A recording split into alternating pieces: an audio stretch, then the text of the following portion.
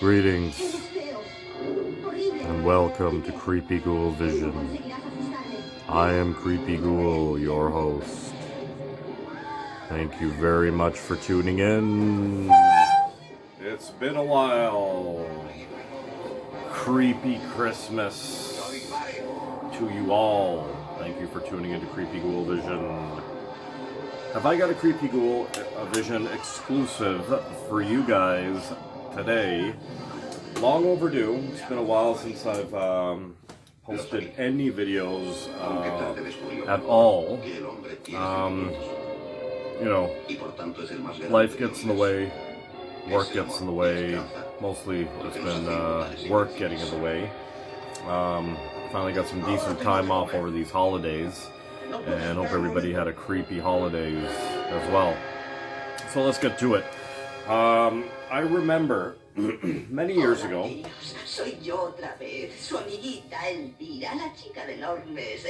Oh, it's in Spanish. It's in Spanish. I didn't realize that it was in Spanish. In the background, we've got ELVIRA, Mistress of the Dark, on YouTube, courtesy of YouTube, in Spanish. I didn't realize it was in Spanish. Anyways, we're going to go with it. I remember the very first time I met this chick, Cassandra Peterson. It was at a big convention here in Toronto many years ago, and met her, got a whole whack of stuff signed, and I remember I was with a friend of mine, and who coincidentally, for one Halloween, she dressed up as ELVIRA, Mistress of the Dark, at one of my Halloween parties. Anyhow, yeah, I remember walking away from ELVIRA's booth. I was literally choked up, man. I was very teary-eyed. I was very choked up because literally, it was like a dream come true. Well, it wasn't like, it was a dream come true to meet Cassandra Peterson, ELVIRA, and I was really happy that I got to meet her. Funny enough, looking back, the person that she was with, taking the money and like whatnot type of thing for the autographs, how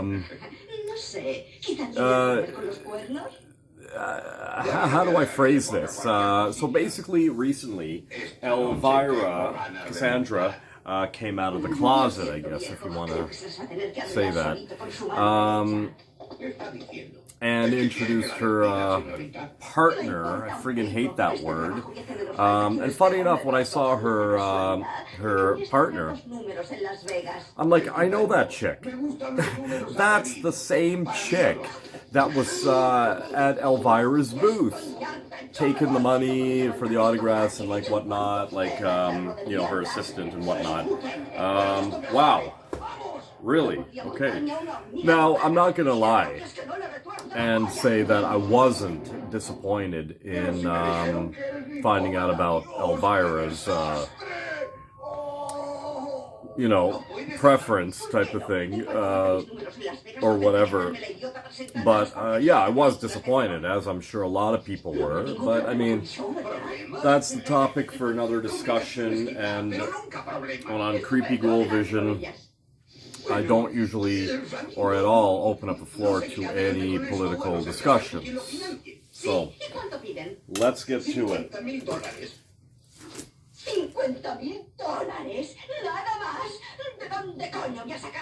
That's actually the voiceover for ELVIRA right now. It sounds really extremely nasty and vicious. Like, sounds nothing like her. But anyhow, a belated birthday present from my best friend. Got me the ELVIRA Haunted Hills soundtrack on LP. He has a habit of leaving price tags on things, so I decided to leave it on there. Never even had this on CD, funny enough. Never seen it on LP, but I would imagine this came out within the last handful of years. Oh, 2019. Okay, there we go, right? I haven't opened it yet. It's still factory sealed, but I do plan on opening it and giving it a listen. I heard some clips of it on YouTube, and probably doesn't sound like a soundtrack I'd play on a regular basis. It sounds kind of like wonky. I don't know, but cool. Nevertheless, an ELVIRA collectible, and I do love ELVIRA. I lean more towards Vampira by that much, but I do love ELVIRA. Here we go. Secondly,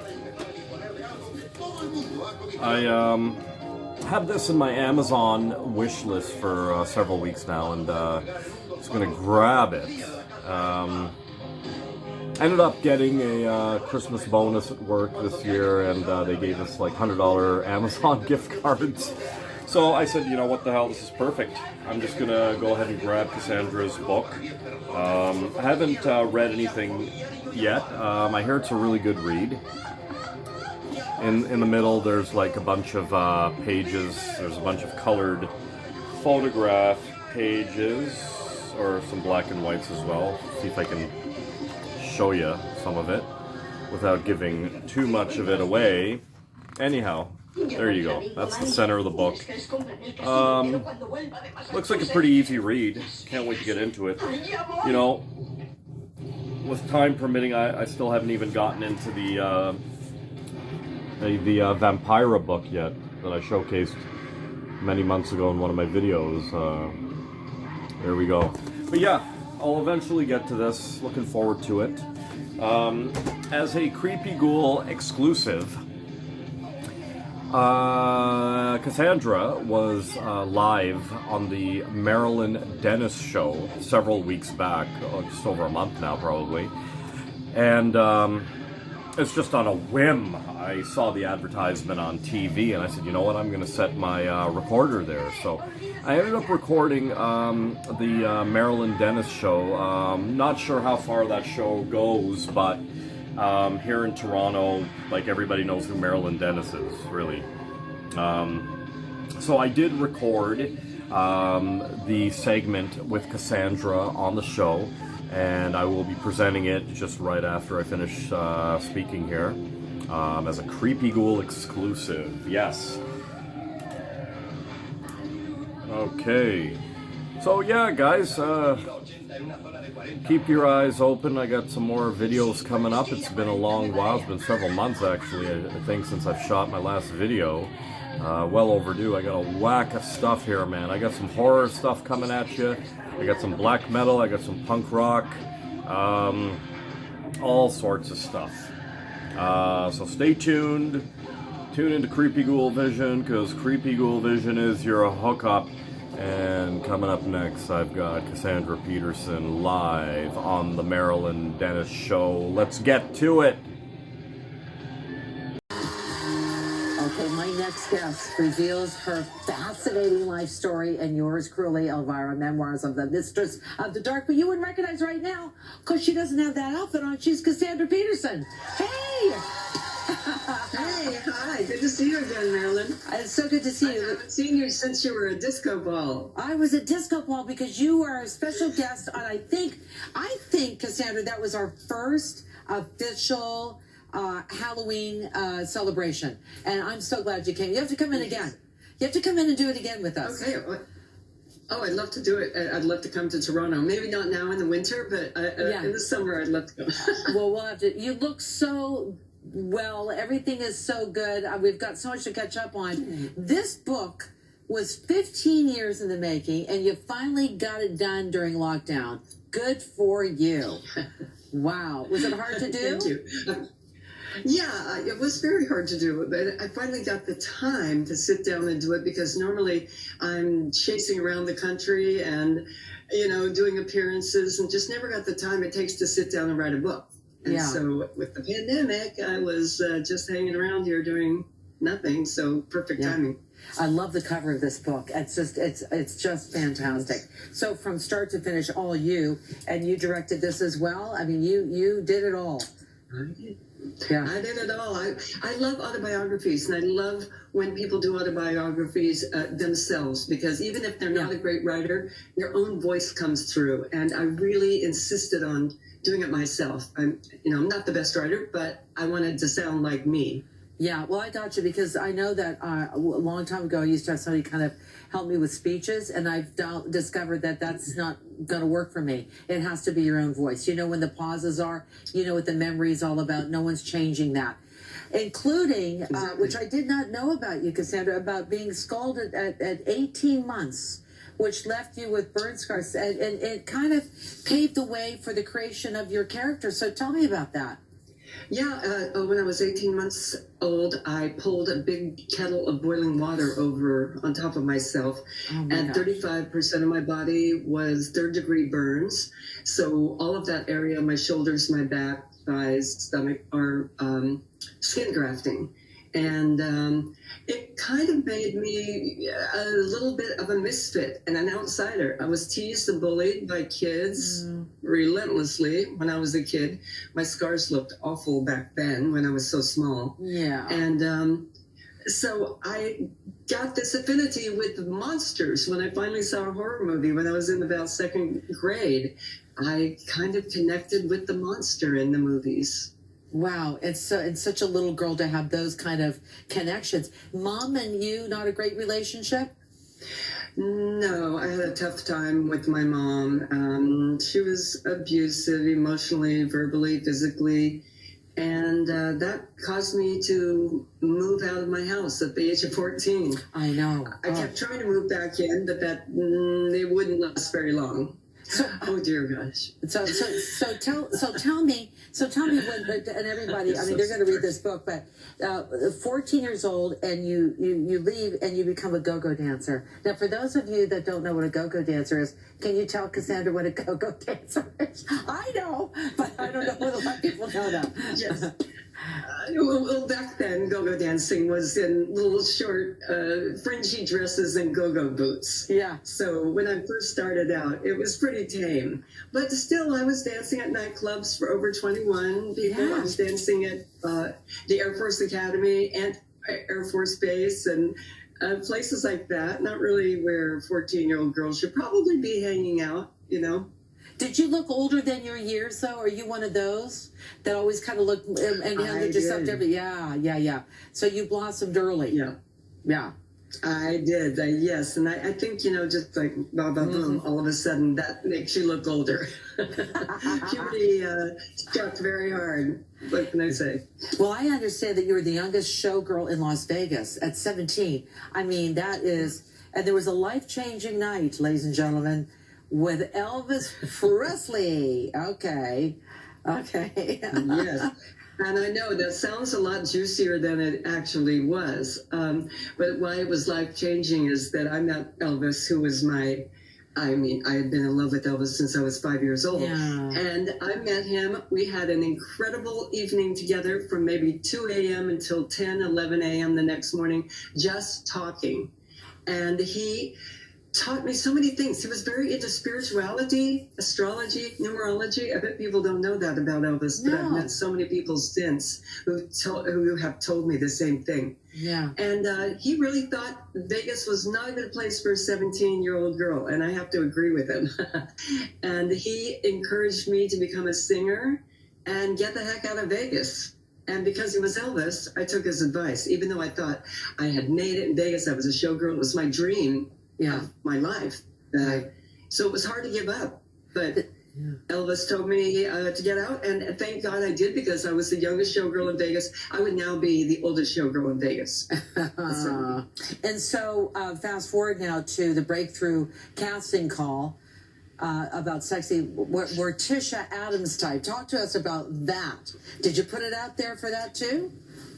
I didn't really, but when I went back and read my book after I finished it, I did realize that there was a pattern in my life that was leading me to become Elvira.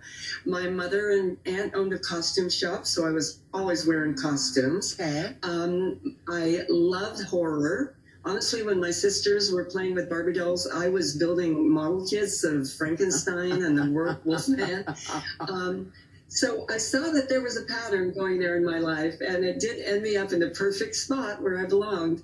But the audition was interesting. It was just a local channel in LA. It was not a big deal. And I was going to be paid $350 a week, which was a SAG, Screen Actors Guild scale. And so it wasn't like it was oh boy, I made it to the top. It was kind of cheesy. But I was happy to be working and getting a weekly paycheck. So the audition was strange in that I showed up looking like me and everybody else was in a costume. Nobody told me to wear an outfit to make myself look spooky. But I ended up getting the audition, I think, based on the fact that I was in the Groundlings, which is a very popular comedy improv group here in LA. And I'd been with the Groundlings for 4.5 years prior. So I think I ended up getting the audition because of my comedy skills. Well, your comedy skills are fantastic. I got to tell you, you're so, I know this for a fact because I worked with you just so very briefly about over 10 years ago, but just so easy, to talk to, but easy to work with. And so that, to me, tells me that you enjoy like showbiz, but you owned it. That's the thing. Like you were in control of your character. And the character kind of developed after that Morticia situation. I mean, it really became, you're so famous now for that. How did that kind of transition? I know, it's so fantastic. Well, the station wanted to have a very typical vampire Morticia kind of look. And luckily I had a good friend who was an artist, and he and I got together and talked about making it a little more edgy, 80s edgy. And so we took the and made it a little different. He styled the hair after the Ronettes, Ronnie Spector from the Ronettes. So this is what we call a knowledge bump. And did this kind of kabuki look makeup that he had come up with. And so we put our own little spin on a character that honestly has been around since, the 30s with Bride of Frankenstein. Well, I tell you did such a great job with that. So also, speaking of love, you've got a love in your life, and that I'm so happy for you. Tell us about the special person in your life. Yes, I have been with a woman for 19 years. I think everybody was a little shocked about that. They wondered why I hadn't talked about it later. Her name is T, like the letter T. And we kept it private because I own a character, and I even kept my life private when I was married to a man for 25 years because people don't really want to think about Elvira at home changing diapers or washing dishes, Right. So I have always tried to keep my private life private. And same with T and I. It's the first time I've ever been in a relationship with a woman, but it worked out fantastic. I told people I just finally had it with guys leaving the toilet seat up, and just But I want to say this. I mean, good for you to do that, and now you're at that stage in your life that you own Elvira, you own the rights to it, and I love the fact that you kept your private life private because it would interfere with the business of things. But now it feels right. It feels right to talk about this now. And there's no more secrets about that. Yeah, and it's such a relief for both her and I. I mean, really, just this. It's hard to walk around. You don't lie about it, but you lie by omission. Yeah, and it doesn't feel good. It's not healthy for you to keep secrets. It really isn't. A friend of mine, Danny Trejo, who's an actor, said in a recent interview, "You're only as sick as your secrets." Now, I don't know if that line came from him, but it's so true. And I feel so much better. Just such a relief. Got something off my chest, not everything as you can see, but something heavy weight. It's so nice to see you again. I'm so glad that you're so happy. The book is fantastic. And how has the book tour been going for you? I know it's virtual most of the time. How's it been going for you?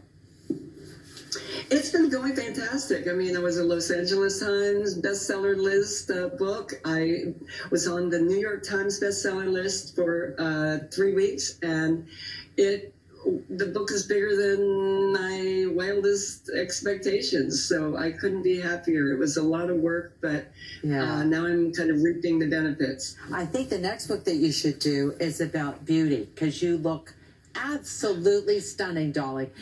Don't make Toronto a stranger. Come and visit us, okay? Love to see you.